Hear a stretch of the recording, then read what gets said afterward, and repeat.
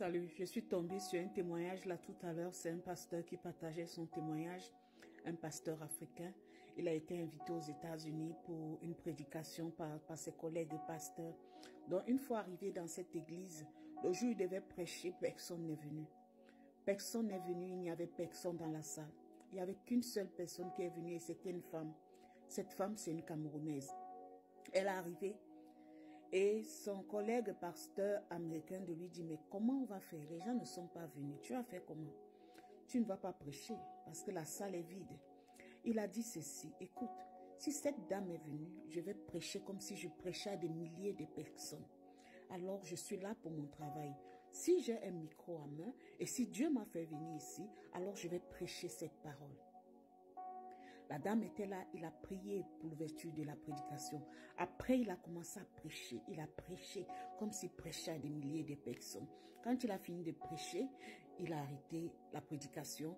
Puis son collègue est venu lui dire, la qualité que c'est là, la lourde ça prend là, est-ce que tu vas encore prêcher demain? Il a dit, je ne sais pas, mais demande à cette femme, cette Camerounaise s'appelait Joséphine, demande à Joséphine, si elle vient demain, je vais prêcher. Alors, son collègue a demandé à Joséphine, viendras-tu demain pour notre prédication, vu que la salle est vide et personne ne veut venir? Est-ce que tu viendras demain? Joséphine a dit, je ne sais pas si je serai là demain. Je ne sais pas. Elle n'a pas donné la raison pour laquelle elle ne sait pas pourquoi elle ne pourra pas être là demain ou pas. Le pasteur aussi a dit, je ne sais pas aussi si je serai là demain. Laissons Dieu faire. Et le lendemain, à la même heure, ils se sont retrouvés à l'église. Joséphine est venue. Et il y a un autre pasteur qui est arrivé, qui était d'une autre église, qui a suivi la situation, qui est venu dire au pasteur là que vraiment, j'ai compris ce qui se passe dans cette église. Les gens ne veulent pas venir parce que tu es noir. Il n'a pas écouté. Il a prêché. Quand il a fini de prêcher, Joséphine a dit ceci, l'Esprit de Dieu est dans cette maison. Le pasteur lui dit, il est où? Celui même qui prêchait dit, il est où? Parce que nous ne sommes que 3 ici, 4. Donc il y a toi, l'autre pasteur qui est arrivé pour se lamenter avec moi qu'il n'y avait personne quand je prêche. Il y a mon collègue et moi. Donc, où est l'Esprit de Dieu là? Elle dit, hier, je vous ai dit, je ne sais pas si je vais arriver. J'ai été arrêtée par l'immigration et on m'a convoqué à l'immigration. Donc, le dernier jugement, c'était hier. Et quand je suis partie pour qu'on me juge, c'était prévu qu'après le jugement, on va me mettre dans le vol qui me ramène au Cameroun directement. Raison pour laquelle je vous ai dit, je ne suis pas sûre si je serai là ou pas. Pendant qu'elle était devant le juge de l'immigration, le juge de l'immigration a dit, Joséphine, est-ce que tu as quelque chose à ajouter sur ce jugement? Elle s'est levée, elle a dit, je n'ai pas de papiers. Si j'avais des papiers, je les aurais amenés ici. Je sais que pour vivre sur ce territoire, on doit avoir des papiers. Je n'ai pas de papiers. Faites-moi grâce. C'est tout ce qu'elle a dit. Faites-moi grâce. Et l'autre avocat de l'immigration, tellement colère qu'il voulait voir que Joséphine soit déportée, il a commencé à bavader. Et le juge a dit, si vous continuez à bavader, je vais vous mettre dehors. Vous avez tellement bavardé ces jours-ci que aujourd'hui c'est mon tour de bavader, de donner mon jugement.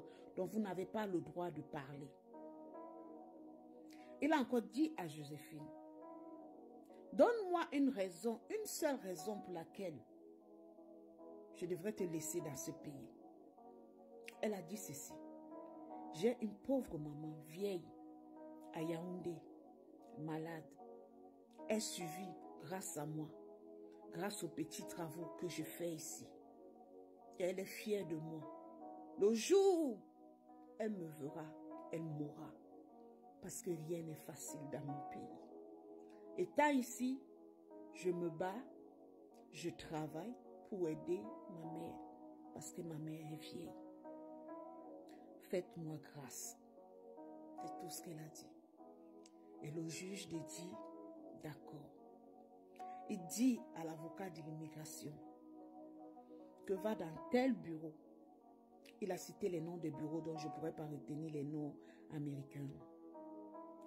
exige qu'on te donne un document à ce nom et ramène-le-moi ici. Je te donne 1 heure. Il a appelé le bureau, il a exigé qu'on envoie un document pour Joséphine pour obliger qu'elle reste sur le territoire américain. Si ce n'est pas Dieu qui peut faire ça, si ce n'est pas Dieu qui peut faire ça, si ce n'est pas Dieu qui peut faire ça, Joséphine est arrivée à l'église. Elle ne s'est pas découragée qu'il n'y a personne, elle va rentrer. Non. Ce pasteur est arrivé, il ne s'est pas découragé qu'il n'y avait personne, il ne prêche pas. Non. Il a relâché la grâce. Il a relâché la grâce.